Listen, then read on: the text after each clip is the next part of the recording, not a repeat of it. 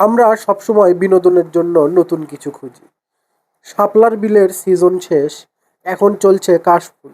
এরই মধ্যেই চলে এলো মেলা। বগুড়ায় শুভ উদ্বোধন হয়ে গেল বগুড়া ক্ষুদ্র ও কুটির শিল্প মেলা। আসুন দেখি এই মেলায় কি কি রয়েছে।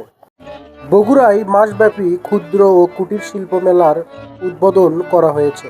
সাংবাদিক ইউনিয়ন বগুড়ার সার্বিক ব্যবস্থাপনায় শুক্রবার সকালে মোহাম্মদ আলী হাসপাতাল সংলগ্ন মাঠে এ মেলার আনুষ্ঠানিক উদ্বোধন করা হয়।